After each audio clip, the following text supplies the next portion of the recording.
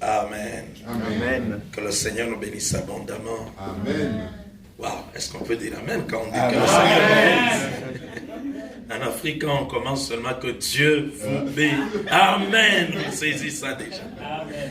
Alors, je suis vraiment dans la joie d'être au milieu de nous pour partager la parole de Dieu.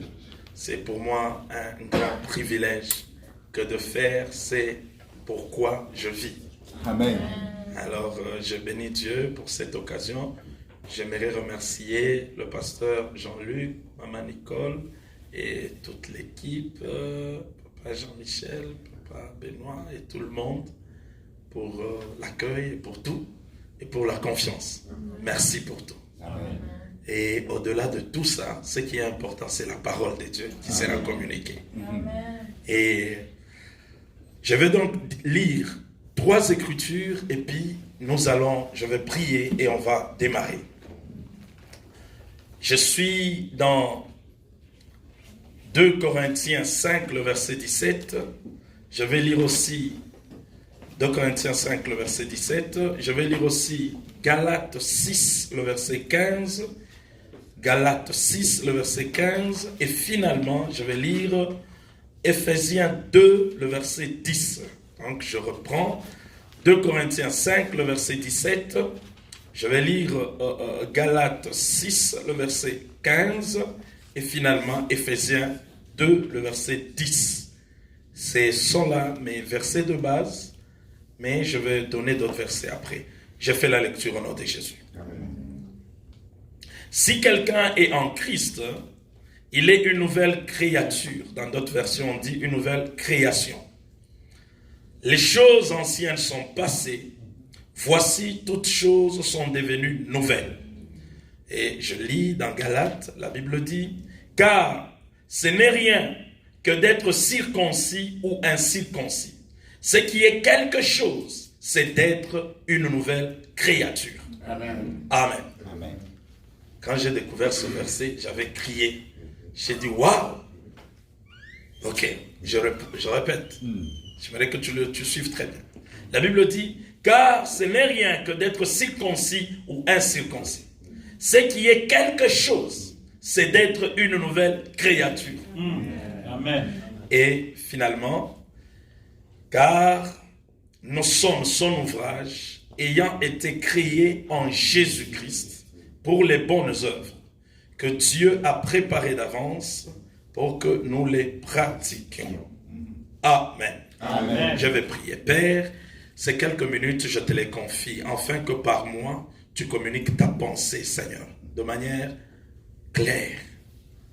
Je sais, ô Dieu, il est écrit dans Jacques 3, le verset 1, qu'il y ait trop peu de personnes qui enseignent, parce que ceux-là qui enseignent seront sévèrement jugés. Garde-moi de toute folie humaine. Je voudrais, Seigneur, communiquer uniquement ta pensée. Merci, Seigneur, pour ton peuple qui va recevoir ta parole. Au nom de Jésus. Amen. Amen. Alors, j'aimerais nous parler sur un thème que nous avons intitulé, par l'aide du Saint-Esprit, la puissance de notre identité en Christ. Amen. La puissance de notre identité en Christ. Dans le monde naturel, quand tu n'as pas d'identité, tu es un problème. Et si tu oublies ton identité, tu crées des problèmes. Parce que si quelqu'un arrive et il n'a pas d'identité, on ne sait pas il est qui, il est un problème. Et quand tu ignores ton identité, tu vas créer tant de problèmes. Cependant, beaucoup d'enfants de Dieu, ils deviennent enfants de Dieu, mais ils ignorent les fondements de leur identité.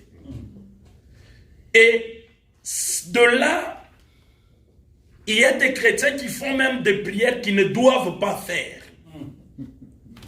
Parce qu'ils ignorent leur identité. L'identité est tellement importante dans le monde spirituel que vous ne pouvez même pas imaginer. Moi, je dis souvent, l'identité est plus...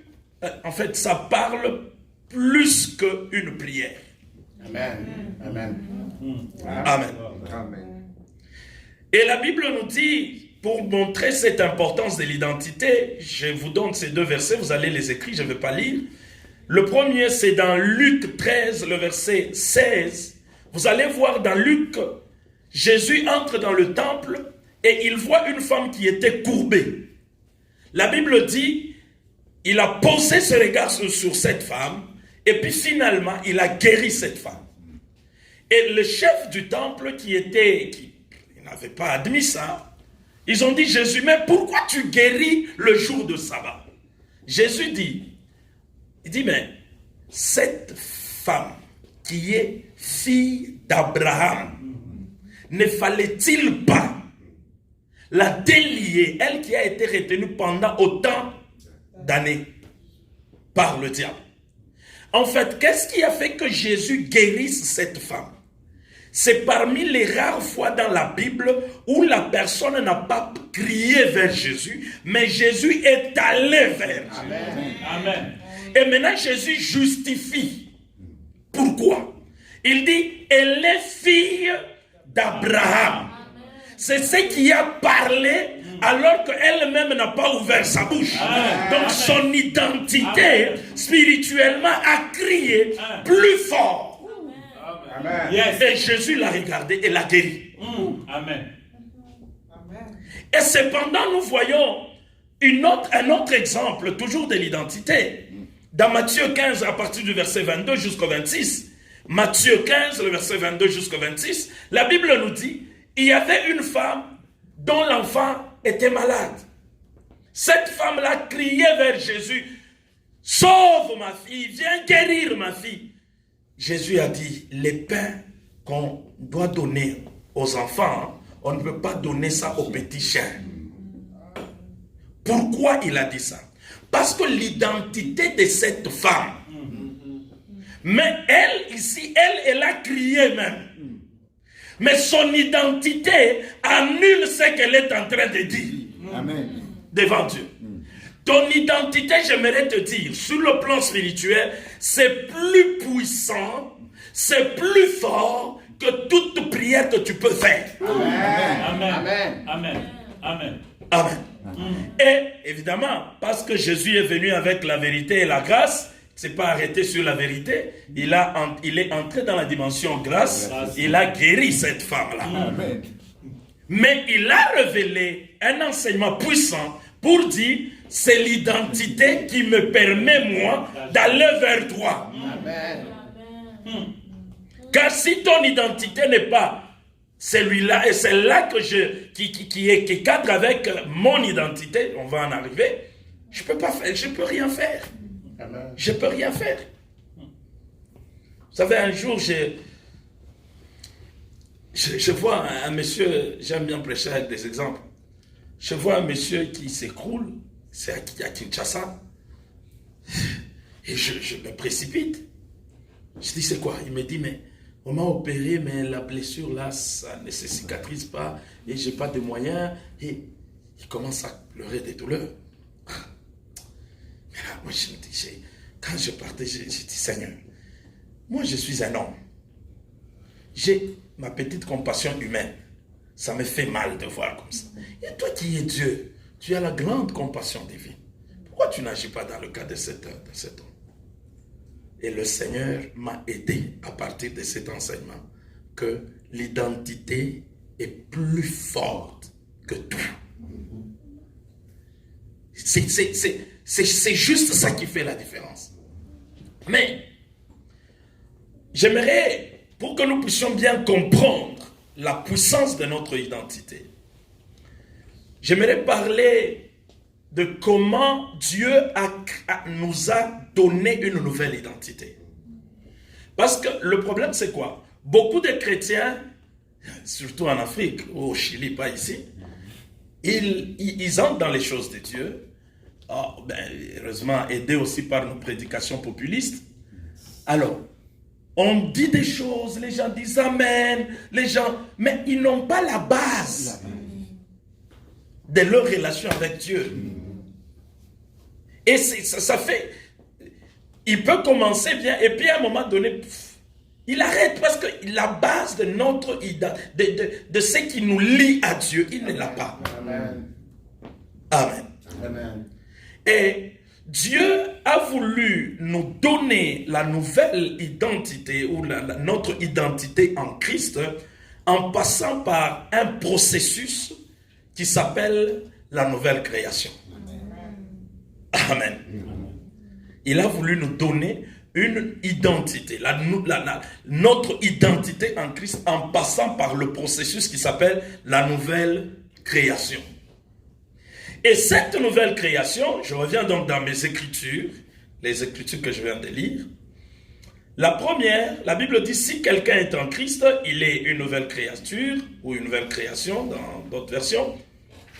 Les choses anciennes sont passées, voici toutes choses sont devenues nouvelles. En fait, si ce bâtiment était une banque, ou mettons c'était une garderie, et puis finalement, je veux changer, je veux que ça devienne une banque. Bon, j'ai le choix. Je peux venir, j'améliore le bâtiment pour que ça cadre avec la banque. Parce que c'était d'abord une garderie. Mais tout comme j'ai le choix de démolir tout et de créer un autre bâtiment avec ce que je veux par rapport à la banque. Et Dieu est allé dans la deuxième option. Dieu, pour nous donner la nouvelle identité en Christ, il a voulu créer. La Bible dit, quand on est en Christ, on est une nouvelle création. En d'autres termes, le fait que tu aies accepté Jésus, quand tu acceptes Jésus, tu commences la vie chrétienne, c'est comme, ce n'est même pas comme, c'est Dieu te recrée. Créer veut dire donner existence à quelque chose qui n'a jamais existé. Ce n'est pas améliorer ce qu'il y avait. En Christ, Dieu ne t'améliore pas, mais Dieu te recrée. Amen. Est-ce que vous comprenez ça? Amen, amen. J'aimerais qu'on comprenne et qu'on mette ça en nous. Parce que beaucoup d'enfants de Dieu, ils sont perdus. Bon, il y a beaucoup d'enseignements, bon, les liens de famille, il y a des choses compliquées là à comprendre. Mais la Bible dit ceci. En Christ, nous sommes de nouvelles créatures. Amen. Nous ne sommes pas des créations améliorées. Non, nous sommes ce qu'on a donc créé. Ça veut dire amener à l'existence quelque chose qui n'a jamais existé avant. C'est pourquoi moi je dis, en Christ, il n'y a pas d'ex-voleur, d'ex-prostituée, il n'y en a pas. En Christ, il y a de nouvelles créatures. Parce que la Bible précise, les choses anciennes sont passées. Voici, toutes choses sont devenues nouvelles. Et ça, c'est la dimension création. Et par rapport à l'identité, Dieu a utilisé sa dimension création, créateur. Amen. Amen. Et donc, j'aimerais que tu sois conscient que tu es une nouvelle créature. Amen. Tu es une nouvelle créature. Amen. Et vous savez, la deuxième écriture par rapport à la nouvelle création, Paul est allé très loin. Il dit, ce n'est rien que d'être circoncis ou incirconcis. Wow. Ce qui est quelque chose, c'est d'être une nouvelle créature. Wow. Wow. En fait, la circoncision, c'était un symbole extérieur qui traduisait l'identité des Juifs. Amen. Quand tu rencontres un enfant qui est circoncis, tu dis, oh, il est un Juif. Donc c'était une marque, un symbole de leur identité. Mais Paul parlant dans la nouvelle création, il dit, ce ne sont pas ces choses-là. Ces choses, c'était, ça manifestait l'obéissance à certaines lois. Mais Dieu dit, et Paul dit, ce n'est plus ça. Maintenant, ce qui est important, c'est que nous avons été recréés. Amen. Amen. Nous avons été recréés en Christ. Amen. Écoute, comme vous me voyez, j'ai été totalement recréé en Christ. Je suis une nouvelle création. Le jour où je crois en Jésus, je ne sais pas pourquoi nous, excusez-moi de dire ça, il y a même des gens qui vont te poser des questions pour expliquer ta vie par rapport à ce qui était dans ton passé. Je suis désolé, la Bible me dit, je suis une nouvelle création. Certes, il y a certaines réalités qui peuvent tenter de réclamer ma vie, parce que je viens de là. Vous savez, dans la vie chrétienne, j'ai compris, il y a quand on sort, il y a les combats de réclamation. Il y a des choses, quand Israël est sorti d'Égypte, l'Égypte le suivait, le réclamait. Mais après la mer rouge, ça s'arrête. Le combat change de forme. C'est le combat maintenant de passage. Et après, ça devient le combat de possession. Pour entrer dans ce que Dieu me donne. Amen. Je ne suis plus dans le combat de... Non, il y a des phases. C'est un autre enseignement. Mais néanmoins, comprenez, nous sommes des nouvelles créatures. Les chrétiens doivent faire plus face au combat de possession. Amen. Amen. Amen. Amen. Et ce combat exige beaucoup plus la foi. C'est le combat de la foi. Amen. Le combat de possession. C'est pourquoi ceux-là qui ne sont pas entrés, la Bible dit, ils n'ont pas eu l'esprit de foi pour entrer. Amen. Alors, je reviens sur mes écritures pour que je n'aille pas trop loin dans mes parenthèses. Et la troisième écriture, la Bible dit, car nous sommes son ouvrage. Cette écriture, j'aimerais lire ça dans Semeur. Est-ce que quelqu'un a Semeur ici? Semeur, non, je vais trouver. Si Junior, tu as Semeur dans ta Bible? Bon, essaye de voir, en attendant moi aussi je vois. Alors, dans Ephésiens 2, le verset 10, la Bible dit, car nous sommes son ouvrage, ayant été créés en Jésus-Christ pour les bonnes œuvres que Dieu a préparées d'avance, afin que nous les préparions, nous les pratiquions. Je vais trouver dans la version Semeur, Semeur 2, le verset 10. Ephésiens 2, 10.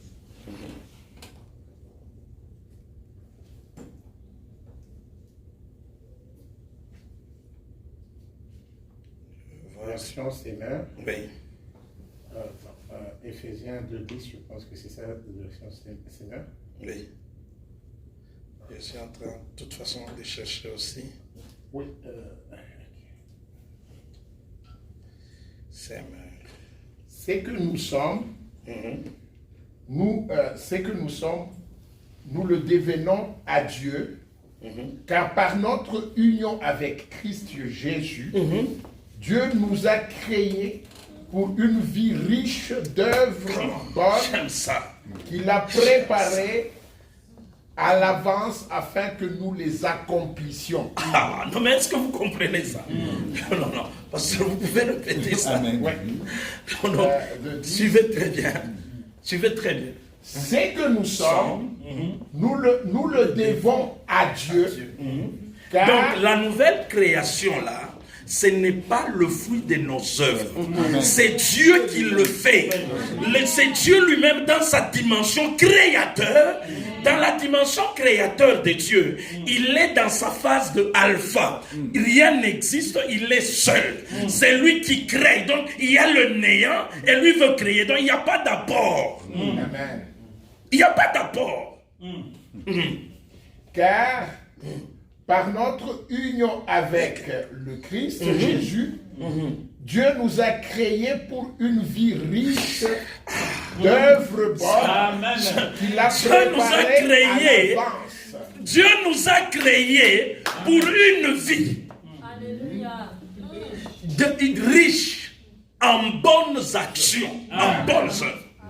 Des choses que lui a préparées. Merci beaucoup, pasteur. Des choses que lui a préparées d'avance. En fait, la nouvelle création, c'est quoi? Dieu, il nous recrée. Amen. Et il nous adapte à ce que lui veut. Afin qu'une fois recréés, nous puissions être capables de faire ce que lui, Dieu, veut. Wow. C'est pourquoi quand Jésus est venu, il peut dire aux chrétiens, il vous a été dit, dent pour dent, œil pour œil. Mais moi je vous dis, aimez vos ennemis. C'est quelque chose qui n'est pas dans la dimension de la première création. C'est impossible. Mais dans la deuxième création, lui quand il disait ça, il savait. Il nous dit quoi? Il dit, aimez-vous les uns les autres comme moi. Je vous aime. Toi tu peux aimer comme Dieu dans la dimension naturelle? Non. Impossible. Maintenant il fallait une création nouvelle. Amen. Un autre homme nouveau qui soit capable de faire ce que Dieu veut exactement. Et c'est pour ça que le Seigneur nous a recréés. Il ne nous a pas améliorés. Les chrétiens essayent de vivre comme des gens améliorés en Christ, alors que nous sommes recréés. Amen. Amen. Nous sommes recréés. Amen. Amen. En fait, j'aime que tu réalises. Il ne faut pas que tu dises que c'était comme ça, c'était mauvais, c'était bon. Ce n'est pas important. Réalise. Comme tu es là, tu as été recréé et adapté à faire les œuvres que Dieu a demandées. Amen. C'est pourquoi toi et moi, on peut nous appeler saints, comme Dieu est saint. Amen. Parce que nous avons été recréés, adaptés à la sainteté de Dieu. Amen. Amen. Amen. Amen. Amen. Saint Freddy. Bon, tu peux le dire aussi en ton nom. Hein? Amen. Amen. Et ça, il faut à la base comprendre que c'est ça le processus que Dieu a choisi pour nous donner une nouvelle identité. Yes. C'est ça le processus, cette nouvelle création. Et j'insiste, quand on parle de nouvelle création, c'est-à-dire, oui, nous avions des identités, nous avions des choses, nous étions des choses, nous étions. Mais maintenant, il démolit ça, il crée quelque chose de nouveau qui n'a jamais existé. Mais maintenant, il regarde ce que l'ancienne création a fait, il corrige. D'ailleurs, on va bien expliquer ça dans la suite. Il corrige et il met maintenant une nouvelle création pour qu'il s'évite les déceptions de l'ancienne création. Hey. Amen. Amen. Non, mais c'est comme tu as fait un bonhomme de neige. Tu l'as fait. Mettons, tu le crées et puis on te dit, on te dit, ah mais non, on ne fait pas les bras comme ça. Ça, c'est pas un bonhomme de neige. Ça ne cadre pas ça. Bon, maintenant, ça s'écroule. Et puis, tu dois refaire un autre bonhomme de neige. Tu as en considération ce qu'on t'a reproché. Tu dois faire de manière maintenant avec un nouveau standard pour respecter vraiment le bonhomme de neige. C'est ce que Dieu a fait en te recréant. C'est pourquoi Paul pouvait dire, nous qui sommes parfaits en Christ. Nous qui sommes parfaits en Christ. Amen. J'aime dire aux chrétiens, peut-être ça peut te choquer, Dieu n'a plus rien à faire pour toi qu'il n'a déjà fait. Il a déjà tout fait. Amen. Alors, le problème des chrétiens, c'est quoi? C'est que on doit comprendre que nous sommes une nouvelle création, mais en quoi sommes-nous une nouvelle création? C'est parce que c'est ça le processus qui établit, qui installe en nous la nouvelle identité. Quand tu maîtrises ça, tu es détendu. Tu vis une vie chrétienne détendue. Amen. Nous, au début, on vivait une vie chrétienne crispée. Donc, Donc, vie chrétienne, ça devient comme un problème. C'est comme si, bon, non. Quand tu comprends certaines choses, tu es détendu. La vie chrétienne ça devient, comme la Bible dit, une vie bonne là. C'est ce que la Bible dit. Est capable de produire des bonnes œuvres. Alors, en quoi sommes-nous une nouvelle créature? Bon, je dois commencer à regarder l'heure. Hein? J'espère que j'ai encore beaucoup de minutes. Alors, en quoi sommes-nous une nouvelle créature? Quand la Bible parle de la nouvelle créature, la Bible fait implicitement référence à une ancienne création. Quand on dit nouvelle création, c'est-à-dire il y avait une ancienne. Et l'ancienne création, Dieu l'a faite. En fait, on parle de la création de l'homme. Dans le cas d'espèce. Dieu l'avait fait dans le jardin d'Éden. Vous pouvez lire dans Genèse 2, le verset 7, Genèse 2, le verset 7, et Genèse 1, le verset 26 et 27. Je ne vais pas lire, vous pouvez juste écrire Genèse 2, le verset 7, et Genèse 1, le verset 26 et 27. Dans ces deux écritures, la Bible nous fait comprendre, comme dans la première écriture, l'Éternel forma l'homme de la poussière de la terre. Donc, Dieu, la première création, il a pris la poussière de la terre, il a conçu quelque chose, et la Bible dit, il souffla dedans, c'était devenu un être vivant. Dans d'autres versions, on vous parle d'être vivant, dans d'autres, on parle d'âme vivante. Tous ces termes, c'est pas pour rien. C'est des termes qui expliquent beaucoup de choses. Et je vais en venir. Et dans la deuxième écriture, il dit, faisons l'homme à notre image, selon notre ressemblance, pour que. Toutes ces choses-là, c'est Dieu les fait, et dans l'ancienne création, pour des objectifs précis, mais qui n'avaient pas été rencontrés par l'homme.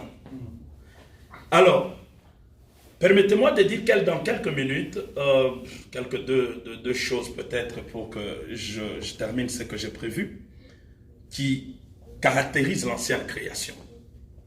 La première chose, c'est qu'il est tiré de la poussière. Parce que Dieu a pris la terre.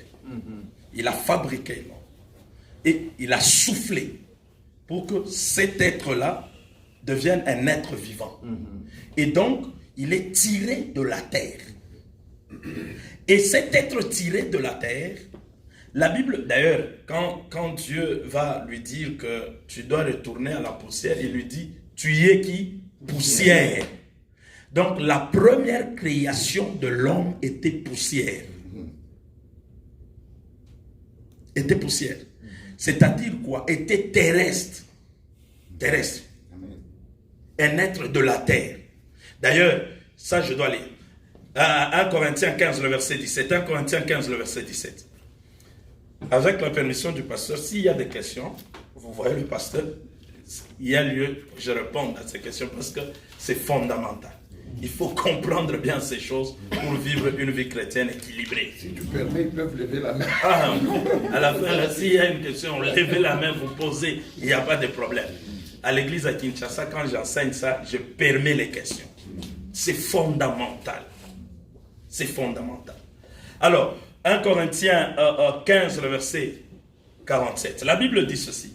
Le premier homme tiré de la terre est qui? Terrestre. 1 Corinthiens 15, le verset 47. Le premier homme, donc la première création, l'homme était tiré de la terre, il était qui? Terrestre. Et bon, le second, on va lire ça, le second est du ciel. Bon, ça on va le voir après. Mais donc ça veut dire, l'homme, dans sa première création, l'homme était terrestre. En fait, j'aimerais nous dire ceci. Tous les hommes que vous voyez sans Christ, ils sont terrestres. C'est pourquoi ils sont attirés par les choses de la terre. Il n'y a rien de céleste en eux. Ils sont purement terrestres. D'ailleurs, c'est pourquoi vous allez constater que Dieu n'avait jamais promis le ciel à Adam et Ève Dieu n'a jamais dit que je viendrai vous prendre et on irait avec vous au ciel. Non, mais c'était des gens terrestres, fabriqués avec la terre, pour vivre où? Sur la terre. Amen. Sur la terre. Amen. Amen. Amen. Amen. Amen. Gloire à Dieu, maman, que Dieu vous bénisse. Alors, Dieu a créé, ça c'est la première caractéristique. C'était terrestre, il est formé par la terre, de la terre et tout ça. Et par là, j'aimerais vous dire une phrase que j'aime bien dire. Ça veut dire, le premier homme, il est, par sa conception, il a comme origine Dieu. Mais par sa création, il a comme origine la terre. C'est Dieu qui a conçu, qui a dit faisons. Mais par sa constitution, il a comme origine quoi? La terre.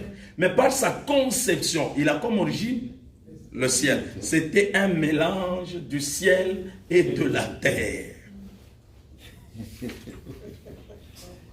Amen. Amen. Amen. Amen. Que le Seigneur soit béni. Amen. Parce que c'est l'anatomie spirituelle de ce que nous sommes. C'est pourquoi on parle de tout ça. Amen. Amen. Amen. Et la deuxième chose, c'est que l'homme était créé à l'image et selon la ressemblance de Dieu.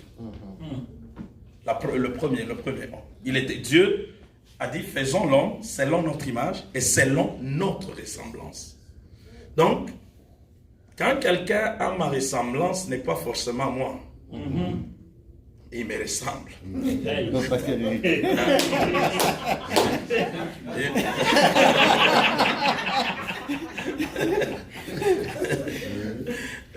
Mais je ne suis pas lui. Moi, je vis en Afrique. Même si la ressemblance est forte, ça ne veut rien dire. Ça ne veut rien dire. On peut avoir deux personnalités totalement différentes. Mais on a la ressemblance. Créer à l'image, c'est-à-dire en faisant référence à l'image d'eux. Donc, je mets l'image et je commence à regarder cette image, j'essaie de reproduire. C'est ce que Dieu a fait. Quand il parle de dominer sur et tout ça, c'est parce que Dieu, il est grand. Il domine surtout. Il lui donne une image. Et il commence à dominer aussi sur les poissons, sur les oiseaux. Il a l'image de Dieu. Mais c'est que l'homme n'avait pas là, il n'avait pas la filiation à Dieu. C'est pour ça que vous allez constater, Jésus a été condamné parce qu'il s'est dit que je suis fils de Dieu. Ça je dois vous lire. Je suis dans Luc 22, le verset 66. Vous écrivez de 66 jusqu'au verset 71. 66 à 71. Luc 22. Luc 22, 66 à 71. La Bible dit, je lis moi à partir du verset 67. Si tu es le Christ, là c'est les sacrificateurs qui lui disent, si tu es le Christ, dis-nous-le. Jésus leur répondit, je vous le dis, vous ne croyez pas. Et si, attendez, je vais juste sauter pour arriver là, pour que je gagne du temps. Désormais, le Fils de l'homme sera assis à la droite de la puissance de Dieu. Tous dirent, tu es donc Fils de Dieu? Et il leur répondit, vous le dites, je le suis. Alors, écoutez la suite. Alors ils disent, qu'avons-nous encore besoin de témoignages? Nous l'avons entendu nous-mêmes dire de sa bouche. Donc le fait qu'il a dit qu'il est fils de Dieu, c'était un sacrilège. Il fallait le tuer. Parce que la première création n'était pas, il n'y avait pas la filiation avec Dieu. C'était des créations de Dieu. Dieu crée, il fabrique des choses. Et il souffle dedans, il donne le souffle de vie dans ce qu'il a créé. Mais maintenant, qu'en est-il de la nouvelle création? La nouvelle création, d'abord, c'est une œuvre totalement spirituelle.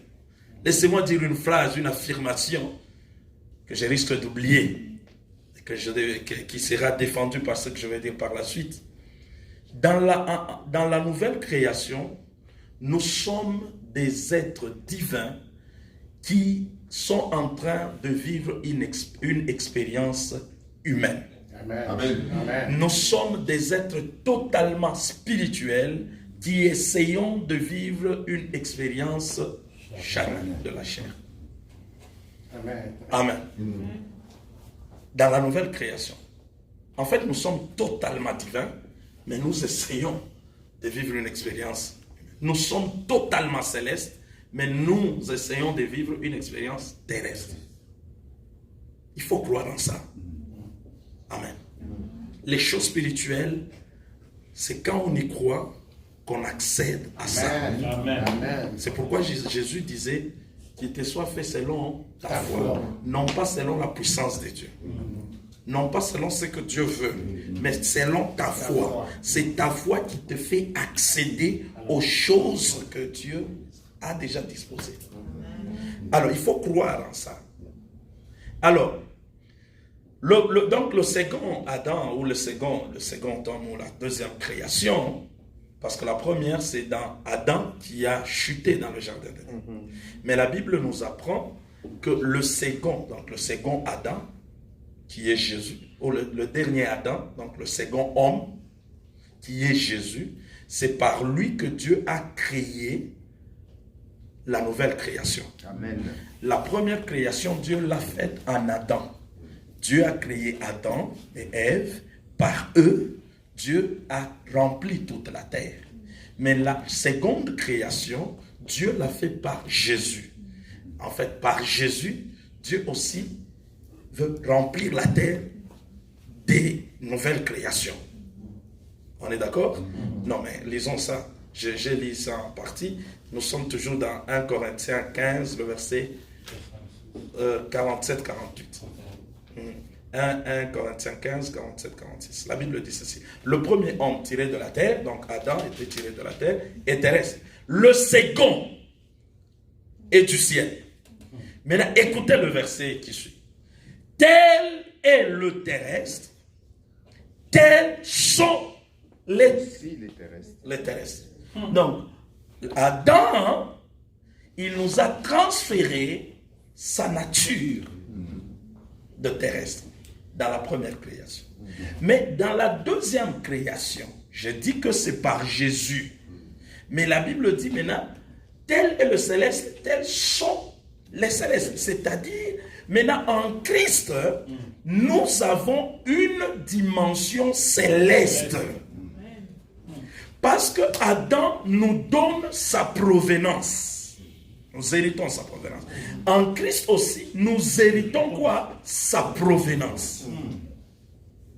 Amen. Amen. Amen. Amen. Je pense que c'est clair. Yes. Je pense vraiment que c'est clair. Et, je n'ai pas écrit ça, mais je le dis quand même. Vous voyez, le premier Adam, ou le premier Adam, Dieu lui a donné le pouvoir de dominer sur les poissons, les animaux, sur toute la terre. Mais le second Adam, le dernier Adam, ou le second homme, écoutez ce que la Bible dit. La Bible dit, tu marcheras sur les scorpions, tous les démons, les principautés, toutes les dominations. En fait, dans le second, nous avons le pouvoir, non pas sur la terre, mais nous avons le pouvoir même dans les lieux célestes, même sur des êtres immatériels. Parce que dans le second, nous sommes spirituels. Notre autorité couvre la sphère spirituelle. C'est pourquoi toi tu peux chasser les démons. Abraham n'a jamais chassé les démons. Moïse, malgré toute la puissance qu'il a fait, il n'a jamais chassé les démons. Mais toi en Christ, tu es dans le second. Tu es la nouvelle création. La nouvelle création a le pouvoir pouvoir non seulement sur ce qui est terrestre, mais sur ce qui est spirituel. Moi, je peux chasser les démons. Et je ne transpire même pas. Je pense que si le Seigneur fait grâce et le pasteur nous accorde, la semaine prochaine, on va prier. S'il y a un démon, vous allez voir comment il va partir. Amen. Il n'y aura pas de choses à transpirer parce que nous avons ce pouvoir. C'est un pouvoir délégué. La Bible dit, je suis dans Luc 10, le verset 18. Jésus voyait Satan tomber du ciel comme un éclair. 19e verset, voici, je vous ai donné le pouvoir de marcher sur le serpent, le scorpion et toute la puissance de l'ennemi et rien ne pourra vous nuire. Frère, c'est pourquoi je ne crois pas au message où il y a les retours. Quel retour? Je marcherai et rien ne pourra me nuire. Amen. Celui qui a trompé Adam dans le jardin, c'était qui? Un serpent là. Dieu commence par là. Par là où l'autre a fini. Donc l'autre n'a pas su vaincre le serpent. Mais Dieu, quand il nous donne le pouvoir, il commence par le serpent. Pour dire que celui que l'autre n'a pas vaincu, vous avez le pouvoir de le vaincre, de marcher dessus. Vous avez le pouvoir. Nous, écoutez. Ce sont des choses qu'il faut croire profondément. Tu te dis, moi là, je suis une nouvelle création. Amen. Un jour, je suis à Kinshasa, excusez-moi de donner cet exemple, mais pas excusez-moi. Comprenez-moi. Amen. J'aime bien donner cet exemple, je l'ai donné plusieurs fois, parce que ça révèle beaucoup de choses. Je donne, là-bas, il y a des petits qui marchent et qui cirent les choses. Alors je mets, le petit commence à cirer. Quand il commence à cirer, moi je ne me rendais pas compte, il a fait ça. Et il me regarde comme ça. Moi je ne me rendais pas compte, je pense que je parlais au téléphone. Maintenant il y avait un papa de 70 ans révolu qui était là, là-bas on les appelle les commissionnaires des maisons. Non, il voyait la scène. Alors il a crié. À Lingala, il dit Azana moto, ça veut dire, bon, je ne savais même pas ce que ça signifie. Ça veut dire, il a des gris-gris, il a le feu, mais ça c'est la traduction littérale. Mais en fait, ça veut simplement dire il a le fétiche, il a des gris-gris. Alors, quand je regarde, je vois le petit dans cette position. J'ai dit au papa là, Laisse-le faire. Laisse-le faire. Je n'ai même pas prié. J'ai dit, je ne prie pas. Je l'ai laissé, il a fait. Et quand il a fini, je lui ai dit, petit, qu'est-ce que tu faisais? Puis il me dit, ah, viens. Alors en lingala, il dit, viens, il ose danser, viens. Toi, tu es dangereux. Tu es dangereux, papa. J'ai dit, oh. J'ai dit, mais pourquoi tu dis ça? Il me dit, ah, mais tu es dangereux, papa. Écoutez, nous avons le pouvoir, nous, dans la nouvelle création, plus que dans l'ancienne création. C'est pourquoi les gens qui... Et chez nous, il y a même une chanson, il dit Abraham,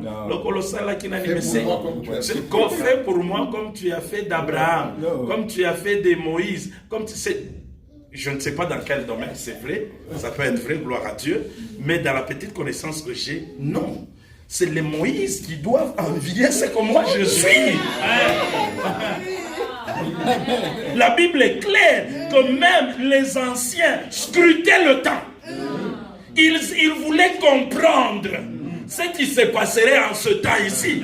C'est à eux de chanter. Fais de moi comme tu feras tu mets ton nom. Fais de moi Abraham comme tu feras de Frédéric. C'est vrai. Amen. Bon, on passe vite. Alors, la nouvelle création, non seulement elle est céleste, et il y a quelque chose que j'ai remis là.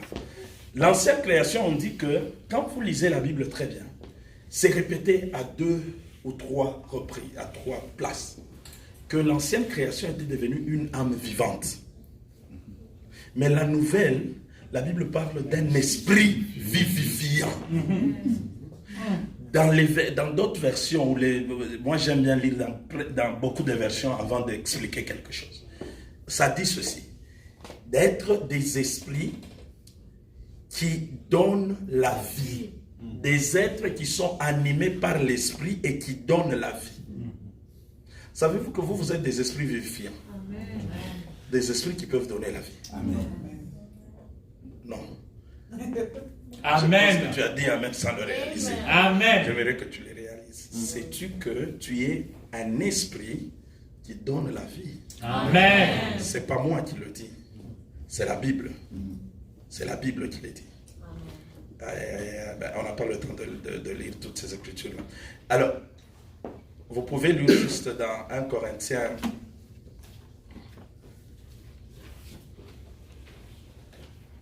1 Corinthiens 15, le verset 14. Je vous lis ça dans la version Semeur. L'Écriture ne déclare-t-elle pas: le premier homme, Adam, devint un être vivant, doué de la vie naturelle. Doué de la vie naturelle. En fait, juste une parenthèse, dans la Bible, dans le Nouveau Testament, le terme vie est traduit, en fait, c'est une traduction des 3 termes différents. Le premier terme, c'est bios. Deuxième terme, c'est psuké. Et troisième terme, c'est zoé. Le terme bios est repris dans le Nouveau Testament pas plus de 20 fois. Le terme psuké est repris 90 fois.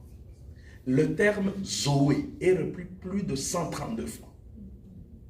Ça montre l'importance. L'important est mis où?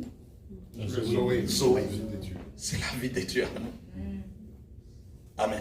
Maintenant, quand on dit qu'il était animé d'une vie naturelle, c'est la vie la vie plutôt bios, la vie fonctionnelle, donc la vie biologique.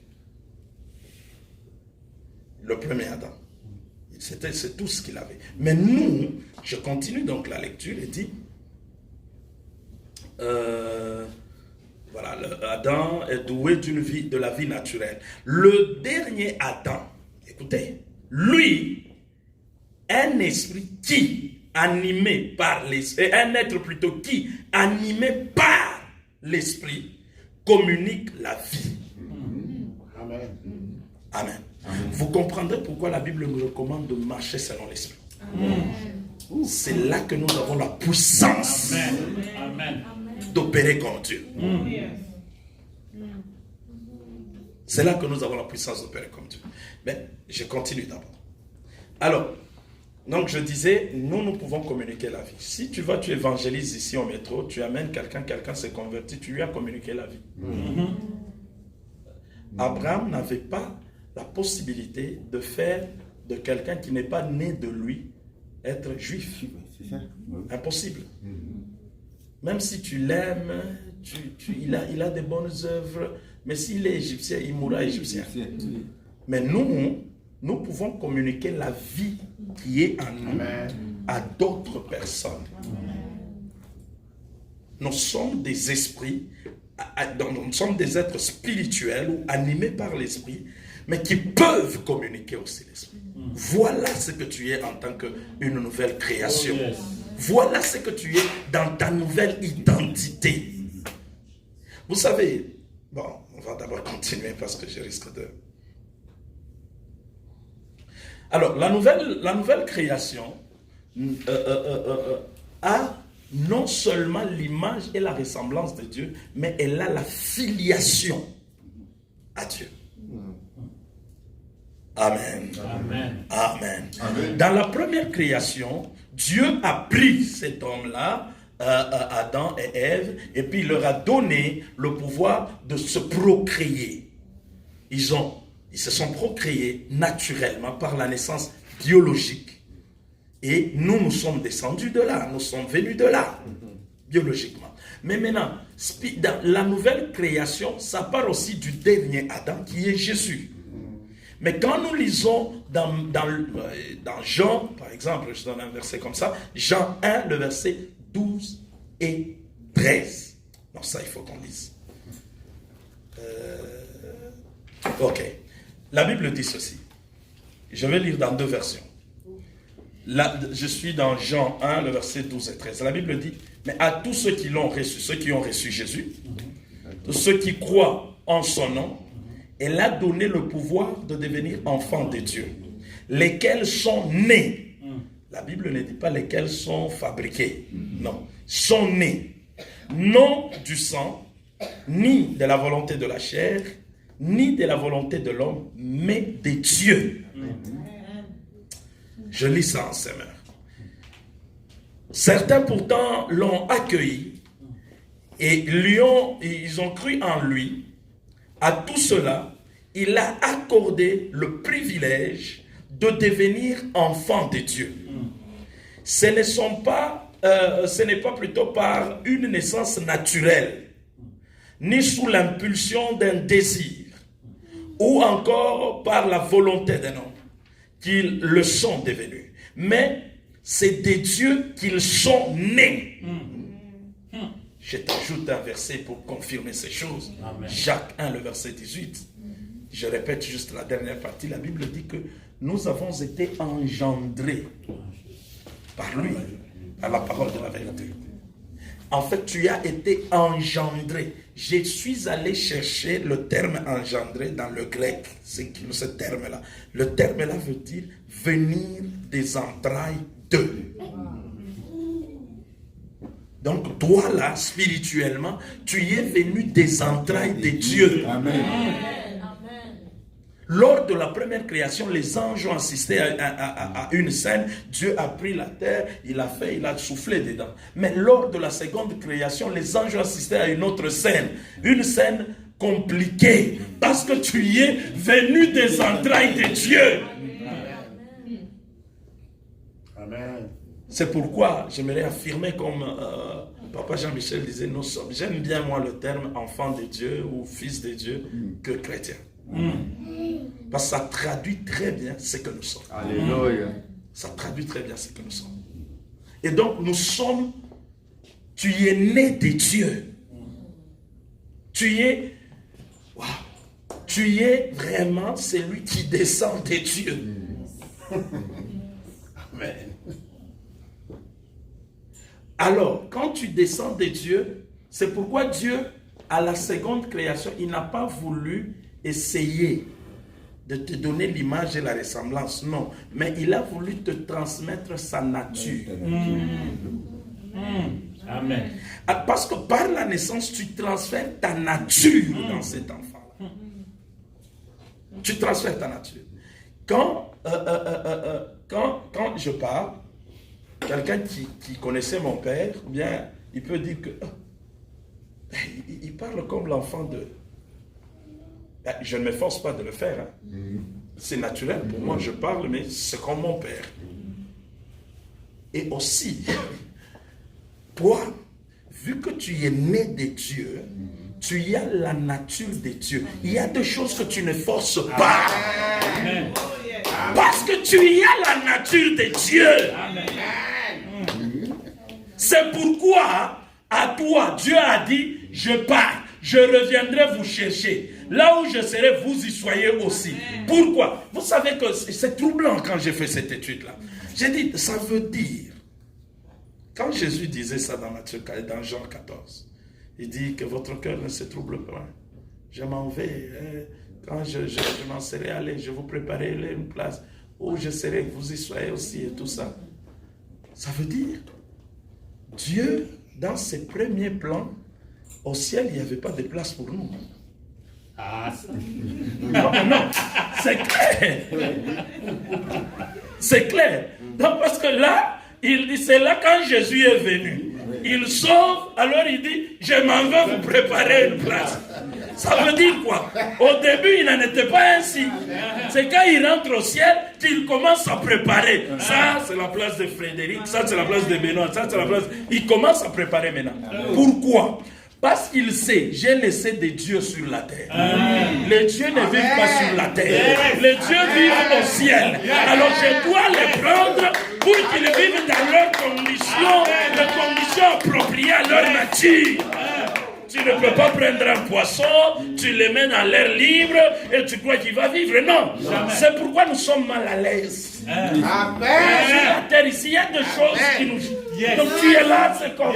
À un moment donné, tu pleures. À un moment donné, s'il y a une épreuve, c'est parce qu'en fait, tu es incompatible aux conditions de la terre. Maintenant, les conditions qui conviennent avec toi, ça sera au ciel. C'est pourquoi Jésus dit, je m'en vais vous préparer une place. Et maintenant, il est en train de préparer cette place-là. Quand il va terminer, il va venir, il va nous prendre, il va nous amener là. Gloire à Jésus. Amen. Gloire à Jésus. Jusque là, Talia ne m'a pas fait ici. On a convenu avec lui certaines choses. Que Dieu soit béni. Il m'a dit, si c'est bien, je vais te faire ça.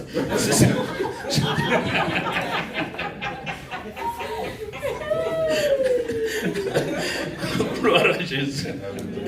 Amen. Amen.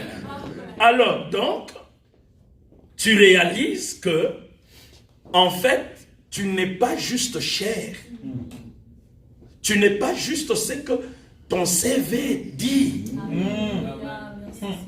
Et c'est une erreur grave que de croire que tu es juste ce que les quelques écrits de ton CV disent. Et quand tu es devant dans l'entrevue, on te dit, monsieur, comme nous, quand on est arrivé, aïe, aïe, aïe, c'était compliqué. Je n'avais jamais travaillé en Afrique. J'étais licencié en économie, mais je n'avais jamais travaillé. Tu es postule, on te dit, monsieur, on lit le CV. Étudiant. Vous n'avez pas d'expérience. Canadienne. Alors, tu te sens effondré. Tu te réduis au niveau des paroles que l'autre a dit. Hein? Parce qu'il a dit que tu n'as pas beaucoup d'expérience. Toi aussi, tu te dis, non. Ton CV est écrit dans la Bible. C'est le vrai CV de ta vie. C'est le vrai CV de ta vie. Quand je me regarde maintenant, parce que la Bible me dit, notre miroir, c'est la parole de Dieu. Amen. Où tu dois te mirer pour voir ce que tu es exactement. Amen. Va dans la parole de Dieu, regarde-toi. Yes. Et quand tu regardes, la Bible dit, tu vas voir l'image qu'il y a là-dedans. Amen. Tu vas comprendre qui tu es. Amen. Je m'en vais terminer parce que je fais 1 heure maintenant. Il reste 3 minutes pour que je fasse 1 heure. Donc, je finis par là. Alors, je finis en vous disant ceci. En fait, toutes ces choses, elles ne sont pas futures. Elles sont là. Elles sont là déjà établies. C'est à toi et moi de les vivre. J'aimerais vous donner cet exemple pour terminer que j'aime aussi beaucoup donner. On appelle M. John Gillett. C'était un missionnaire. Je pense qu'il était anglais. Mais il a vécu aux États-Unis et puis il est allé en Afrique du Sud. Arrivé en Afrique du Sud, il y avait la peste en ces années-là et la peste n'avait pas de médicaments. Donc les gens mouraient. Alors l'ambassade l'appelle pour lui dire, Monsieur John Gillett, vous devez partir parce que la peste ravage. Et lui, il dit, non, monsieur, moi je ne peux pas partir. Je ne peux pas mourir de la peste. Il dit, mais non, mais la peste tue. Ils ont discuté et John Gillett leur a dit, prenez les sécrétions qui viennent d'un corps qui est infecté, venez mettre ça dans ma main et puis vous allez voir ce qui va arriver. Je ne sais pas comment ils en sont arrivés là, mais est-il qu'on a pris les sécrétions venant du corps d'un homme qui était affecté, on a mis ça dans la main de John Gillett. John Gillett leur dit, hey, vous avez vu déjà dans Romains 8, la Bible dit que la loi de l'esprit de vie m'a libéré de la loi de la mort et du péché. J'ai fait presque un mois en train d'expliquer ça à l'église. Alors, maintenant, il dit, bon, mettez le truc dans ma main. Ils ont mis le truc dans sa main. On a mis le microscope. On commence à surveiller. On a commencé à voir comment ces bactéries sont en train de mourir une après l'autre. Et à la fin, toutes les bactéries meurent. Et puis, ces gens disent, mais non, t'es pas un homme, toi. C'est pas possible. Écoutez, C'est pourquoi Paul dit, parce qu'il y a la jalousie au milieu de vous, il y a la division, n'êtes-vous pas des hommes? Ça veut dire, ils attendaient qu'ils ne soient pas hommes. Il dit, n'êtes-vous pas des hommes? Ne vivez-vous pas comme des hommes? Ça veut dire qu'il attendait qu'ils ne soient pas des hommes. Je vais juste te dire un mot à Dieu avant de clôturer. Je veux prier. Père de grâce, dans le nom de Jésus-Christ de Nazareth, la Bible me dit clairement que la vérité affranchit. Laisse que ces paroles affranchissent notre manière de voir, de nous voir nous-mêmes et de voir ce que toi tu as fait pour nous. Glorifie ton grand nom. Au nom de Jésus de Nazareth, nous avons ainsi prié. Amen.